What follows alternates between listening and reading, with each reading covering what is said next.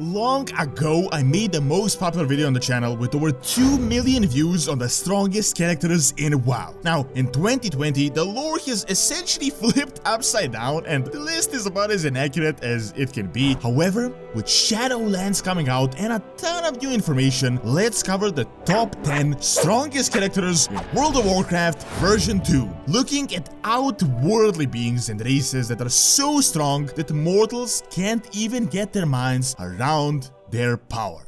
Brought to you by Raid Shadow Legends, the largest RPG and mobile gaming community out there. It's never been easier to get started and to begin playing with other people. With over 25 million downloads and 1 million active players each day, you can connect in no time. As soon as you get set up, you can also join a clan with over 20,000 created, and if you need any additional help, there is a massive Discord server with 87k members and a huge Reddit and Twitch community, among other things, that is ready to help you develop your champions and strategies. The largest update is currently being developed, the Doom Tower, 120 floors with super hard levels and bosses. To get through the enemies such as the Frost Spider and the Magma Dragon, you'll need special teams and strats. Make sure you are quick to use my link and you will get 100k silver and this awesome champion Jotun. The extra rewards will be available only for the next 30 days and you will find them right here. So make sure to check out the description of this video and get started.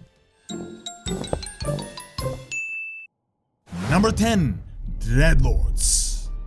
I know you may be thinking, wow, Dreadlords, really? They're just like regular mobs. Sure, they may be strong, but they're nowhere near the levels of the Titans. And you're right, just raw power-wise, they are essentially meaningless. However, big spoiler alert for Shadowlands, these guys are insane and have been manipulating literally the entire universe. Now, nothing is 100% confirmed, but with just this information that we do have, it turns out that they actually originate from the Shadowlands. So far, we've known them as demons, servants of the Legion, but they were pretending all along it was the Dreadlords that led Sargeras to create the Burning Legion, it was the Dreadlords that ultimately led to the destruction of the Titans, and it was the Dreadlords that led to the war between the Void and the Legion. The most famous line of theirs is, "The cunning ones kneel before 6 masters, but serve only one." From what we have data mined, these guys pretended to be demons by taking the Fel. Most recently, they even pretended to join the Light with Lothraxion, and they have infiltrated literally everything from the Burning Legion to the Scarlet Crusade. They even created the Lich King and got Kill Jaden to do the work. So individually, power-wise, they're nowhere near this list, but their power comes from their intellect and just sheer manipulation skills. Dreadlords literally played, well, almost everyone on this list, beings that are 1,000 times more powerful and led some of them to absolute destruction. So if that doesn't make the Dreadlords one of the strongest races in all the universe, I really don't know what does. Number 9. Old Gods. Old Gods, also known as the biggest disappointment in all of Warcraft history. If I was to make a list 10 years ago, I'd probably place these guys around the first or the second place, but now I was debating to even include them on this list. So their lore has changed drastically over the years, but the new information still kinda stands. The Void Lords sent out a bunch of these creatures, flung them across the universe in order to corrupt planets and turn them to the Void. Most of them were a miss, but some did hit the mark, as the ultimate goal was to corrupt nascent world souls and to turn them into the servants of the Void. Probably the most important old gods were the ones on Azeroth due to the insane power of our actual world soul. Initially, they ruled the planet with their Black Empire, were imprisoned by the Titans, and apparently they posed the biggest threat to the planet for many millennia. That threat turned out to be essentially useless, as we've pretty much defeated all of them. Of course, this isn't 100% confirmed, but most recently we did fight Azeroth, and from what we know, he is deceased. Now, despite not being the strongest beings in the universe and a relatively minor villain, they're nonetheless still quite powerful. These guys literally controlled all of Azeroth for a period, corrupted Deathwing, created a Naga, and overall just caused a whole lot of chaos for our small planet. Number 8. Naaru.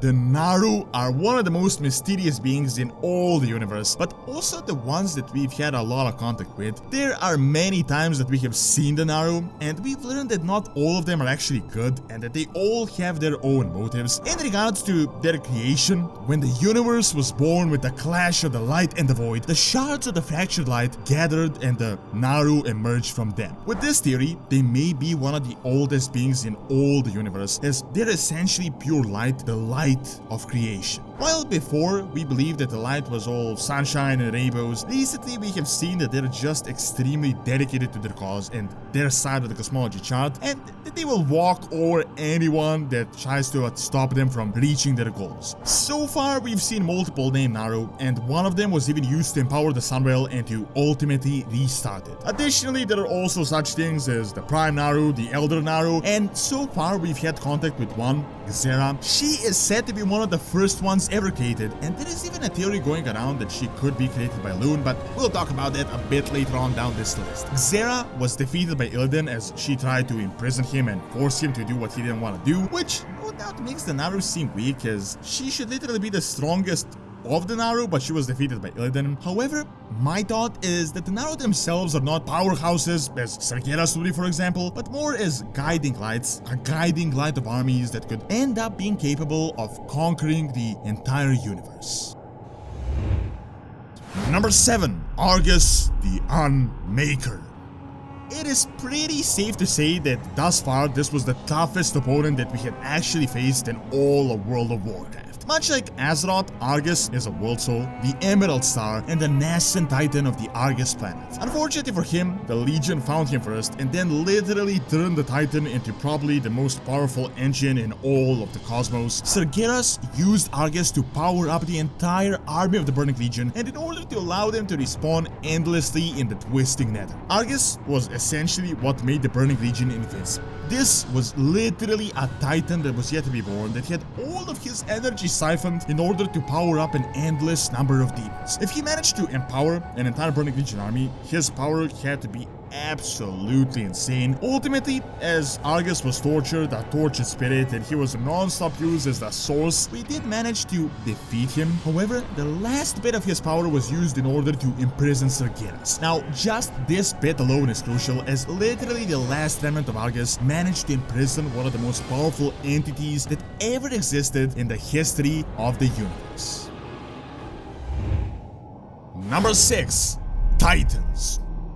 Much like the Naaru, the Titans are also one of the first beings ever created, born from primordial matter that founded the very universe that we have. They are walking planets, like in the literal sense. Occasionally, certain planets have a nascent titan in their core, and if given the right environment and if protected, it can blossom into the colossal titans. At one point, with enough of them awakened, the Pantheon was created, and as far as we know, they were possibly the most powerful beings that were ever walking around. They essentially had one goal: to order the world in their image and to search for new titans and to awaken them. The Titans created most of life on both Azeroth and Draenor, and no doubt many other worlds, and they also battled the chaotic forces in the universe. Eventually, one of them, Sargeras, the most powerful one, rebelled and essentially defeated all of them as he was infused with fell energy. However, their spirit remained, and a fraction of them floated about for millennia and millennia, only for them to be freed and ultimately to imprison the rebellious brother. Still, it is not like they were fully resurrected, as they tell us to protect the last remaining titan, which is Azeroth. Now, the power level of the Titans shifted a bit over the years. Initially, we believed them to be these insane, godlike beings that we couldn't even put our minds around. Like, literally, the Well of Eternity, this insane fount of power, was just a small wound of a Titan, not even born yet. And one of the Titans popped out one of the old gods, just like a pimple. So, they're still insanely powerful, but now we've learned about the other forces in the universe, and the Titan Pantheon may not be as colossal as we once thought. Number 5. The Eternal Ones. the Pantheon of Death and the most recent addition to the Warcraft lore. Currently, we know of 6 of them, and they're all leaders of their own realms of the afterlife. The most notable one is obviously the Jailer, or the Banished One, and he's said to be the most powerful out of all of them. The reality is that as Shadowlands isn't released at this point, we know very little about who they actually are, what is their origin, what is their exact purpose, but we know that they literally control the afterlife, which makes them just insanely powerful. Most of the other forces affect life, but who even cares about a short mortal life when you have control over the afterlife for all eternity? In terms of power levels, it is right now just hard to speculate where they are exactly. Blizzard confirmed that they are similar to the Pantheon, the Titan ones, and their power is Titan-like. However, spoiler alert, we face off one of them in a raid as far as we know right as the expansion starts. But on the other hand, the Jailer, or Zovaal, was set to not just be a Titan level antagonist, but on a Titan plus level. This means that he is more powerful than the Titans. As we don't know how the Shadowlands works exactly, this might mean that they just possess endless power within the realms, and it is hard to speculate how the actual Titans would interact with them, but as the expansion is released, we'll get to find out. Number 4. Void Lords.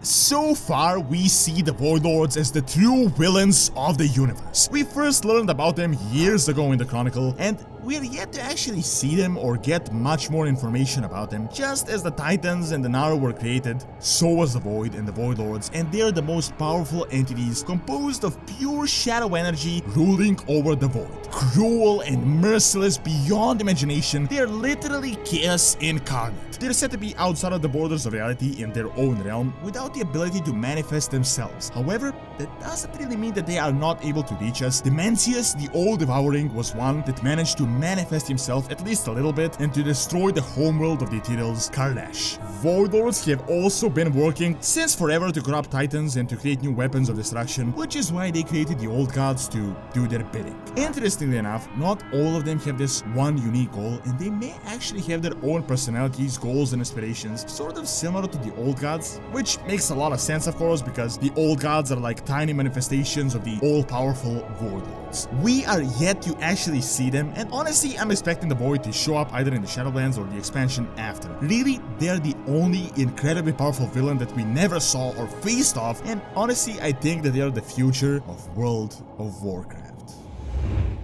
Number 3. Sargeras. The Dark Titan, the Lord of the Burning Legion, and the biggest villain of the Warcraft universe. Well, at least until Blizzard figured out that there were even badder villains out there. Sargeras used to be a Titan, and with the recent lore, we know that the Dreadlords corrupted him. See, Titans are native to Order, and all the Dreadlords had to do was just present a vision of their exact opposite, Disorder, and this by itself would just drive them insane. Sargeras set his sight on the Burning Crusade in order to recreate the universe from scratch due to this inherent void flaw. With the new Shadowlands lore, he might have even known something else we don't know yet, but I digress. Sargeras was, I'd say, the most powerful being that we have ever known, and not just heard about, but actually faced off. Long ago, he cleaved a planet in two with his sword, and he managed to summon another gigantic sword and to stab Azeroth, almost destroying our planet. He was ultimately imprisoned, but only with the help of a nascent world soul, a Titan, so it took the combined energy of all the remaining Titans and Argus in order to imprison the rebellious brother. Still, out of all of these on the list, in terms of raw power, Sargeras is definitely top. He was incredibly powerful, just as a Titan, without anything else, but as he was empowered by Fel and he gathered all these races and energies, he got even stronger. Why he was defeated with relative ease is honestly up for lore and consistency, but I do believe that he is the baddest villain that we have ever faced off against. Number 2. Azeroth. The last remaining Titan and the most important world soul in the entire universe. People usually wonder, why is Azeroth so special? Why do all these villains constantly attack us? Why do we constantly have these godly forces meddling non-stop, attempting to destroy us and to make our life worse? The world soul is the answer. Azeroth was discovered quite late by the Titan Pantheon, but they saw insane power potential in her. All of them believed that if she awakened, she would be more powerful than the strongest Titan Sargeras, and that Azeroth herself would be able to overthrow their archenemies, the Void Lords. Now, it was this power that made Azeroth the #1 target in the cosmos, but it is also this power that kept her alive and not destroyed like most other planets. Literally everyone discovered her potential, all gods immediately clung and attempted to take control and to turn her into a void weapon. The Titans freed her, and as Sargeras created his Burning Legion, he was scared of her the most and he saw Azeroth as his #1 threat. His reasoning was that he needed to destroy the Nascent Titan before the Void Lords get to her first and to turn it against him. So essentially, Azeroth has been the battleground for all the powerful cosmic forces in the entire universe. Most recently, Azeroth was stabbed and barely survived, and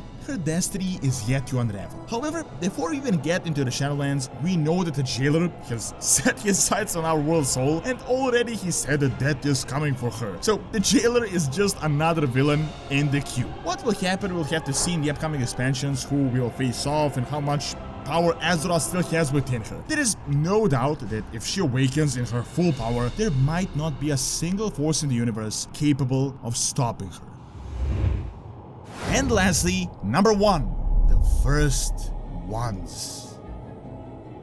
Currently the most mysterious force in the entire universe. We've only just learned about them, and Blizzard confirmed that we will know more as Shadowlands unravels. Previously, I mentioned the Eternal Ones, which are something similar to the Titans. However, the beings of the Shadowlands mentioned the First Ones, and they seem to be like the closest thing that we have to actual creators or gods. Blizzard confirmed that they're tied to other pantheons like the Titans and the Pantheon of Death, the Eternal Ones. It is thought that they existed before the universe was ordered into what it is, and all these powerful beings were brought to life, and that maybe they were the ones that even created all of them in the first place. There is also currently a theory going around that maybe Elune could be a First One, as we have seen her tap into almost every force across the cosmology chart. It is definitely bold of me to place them first on this list with like 2 sentences that we've known about them, but I am taking a gamble on my part. However, I'm expecting the First Ones, if for nothing just their name, to be above everyone else on this list.